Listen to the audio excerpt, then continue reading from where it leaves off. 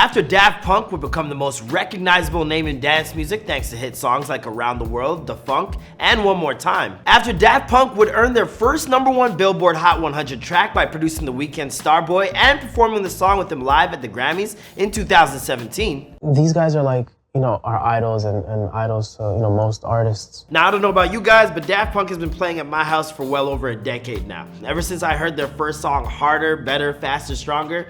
Not to mention that Kanye sample, I've been a huge fan of this trailblazing duo. In fact, I'm such a big fan that I gotta be honest with you guys. When I heard earlier today that they were breaking up, I was really heartbroken. This duo announced their apparent dissolution on their YouTube page with a video titled Epilogue. Since then, their publicist has confirmed the news, but hasn't given reason for the breakup. Daft Punk first teamed up in 1993, which was like a really long time ago now, so this abrupt ending has taken a lot of their fans by surprise. 28 years, fam, that's crazy. From their debut album Homework to their biggest success, Get Lucky, Daft Punk has left a list of hits longer than most other musicians. But are they really breaking up, or is it possibly just like a PR stunt to drum up interest? With these two, it's always impossible to know for sure. But today I'm going to take a look back at their story and project forward with what it may tell us about their future. Hey, what's poppin', guys? Your boy Marlon Palmer back at it again with a brand new video. This one taking a look at the recent history of popular dance music duo Daft Punk. Here for you on Where Are They Now? Despite their willingness to operate in the background of the music scene, sometimes quite literally, you'll be hard-pressed to find someone who hasn't heard of these two. They're simply that revolutionary to the industry. Be sure to let me know what you think about this video in the comments down below, and follow me on Instagram at @DudeMcFly so we can chat some more, and let's get into the story.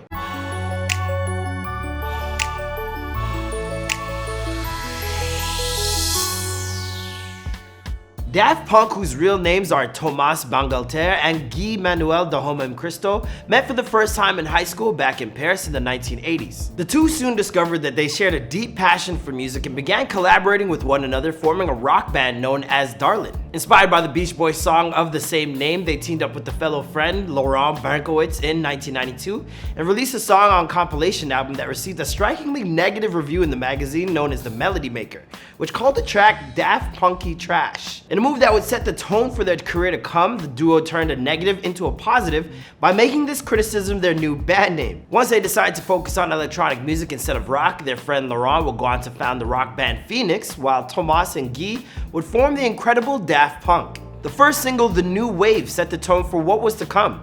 Released in 1994, they followed it up with Da Funk in 1995, which became a hit European anthem. With the success of that song, Daft Punk had found the blueprint for their debut album, 1996's Homework. It might surprise some of you to know that back then the duo was without their trademark outfits, but once Homework catapulted them into the global spotlight, they toured extensively and released a series of innovative videos that complemented their album. With greater exposure than ever, Daft Punk decided to do something completely unheard of.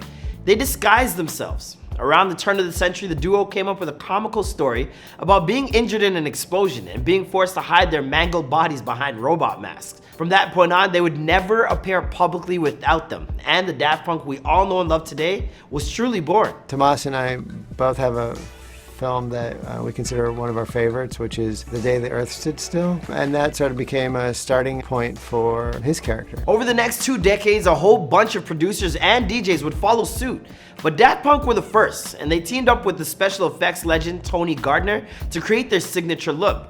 Daft Punk linked up with Tony after their mutual friend, film director Spike Jonze, put them in touch. Tony told Creative Boom the goal was to create an identity for them that would continue with longevity. In 2001, the duo would release their second album, Discovery, which was accompanied by an anime film that they wrote and produced called Interstellar 5555, meant to explain the background on their sudden new look. Led by the single One More Time, the decision to name their album what amounts to Disco Very was clearly no accident. They had found a way to infuse more of a pop sound into their work, and it set a trend for going against fan and audience expectations. That song, One More Time, One More Time, that was, great song, great song. When they followed that up with Human After All, the tracks on that album would serve as the basis for the duo's heralded Alive tour dates back in 2006 and 2007, which was capped off with one of the most popular performances ever in the history of Coachella. And then the curtain slowly parts to reveal this pyramid.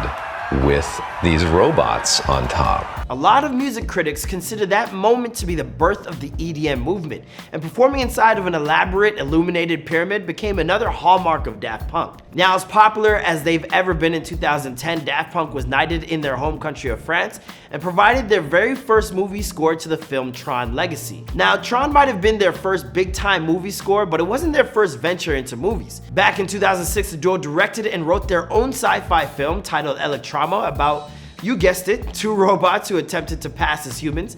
The ending of this film would later reappear in their breakup announcement. By 2010, Daft Punk would be performing at Madison Square Garden in New York, where they joined their old friend and his rock band Phoenix to bring down the house with songs like Around the World and Together. No one knew it at the time, but that would be the last show they ever performed in front of a paying audience. 3 years later, in 2013, Daft Punk would release their fourth, final, and most successful album, Random Access Memories. Anchored by the biggest song of their career, the Pharrell Williams collaboration Get Lucky, the album will go on to win several Grammys, including Album of the Year, beating out the likes of Taylor Swift, Kendrick Lamar, and Macklemore in a surprising upset victory. Except for the Macklemore part. I don't think that came as a surprise to anybody. Typical of their modus operandi, Daft Punk will go against their fans' expectations for the album, only using live instruments to record their tracks and utilize no digital equipment whatsoever, except for in some elements of the album's final mix.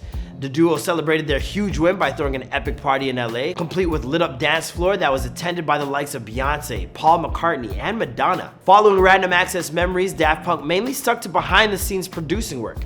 They helped Kanye on 2013's Yeezus before moving on to collaborate with The Weeknd on the 2016 single Starboy. Starboy would shockingly turn into their first #1 hit on the Billboard Hot 100, and they found themselves courted by other musicians like Arcade Fire, and even actress and sometime singer Charlotte Gainsborough. By the end of 2016, Rolling Stone was ranking them as number 12 on their list of the 20 greatest duos of all time. And their performance of Starboy at the Grammys alongside The Weeknd would be their final live performance ever. The closest we ever came after that to seeing them in public again was at Technologica art installation in Paris back in 2019. Over recent months, there had been some speculation that Daft Punk might get back into feature film scoring. After all, a new sequel to Tron was recently announced, and Italian film director Dario Argento had let slip that they were contemplating scoring this upcoming film, Black Glasses. But since then, representation for Daft Punk has denied their involvement. In fact, I'd say they more or less went a step further than that after Epilogue dropped on all of us early this week, which effectively put an end to, well, everything. So is this the end of Daft Punk? It's hard to know for certain. Their representation has declined to go into specifics over this announcement, including whether or not these two will continue working together under different names or whether there are any solo projects that are still in the works. But considering their history of blindsiding their audience with the unexpected, I wouldn't be surprised at all to find out that the recent decision is a tease for something bigger that's yet to come. Or maybe, just maybe, this really is the end of an era and the dissolution of one of the most important musical acts of an entire generation. Personally, I'm hoping for the former, but if Daft Punk really has decided to call it a career, then they went out exactly as they came in, on their own terms.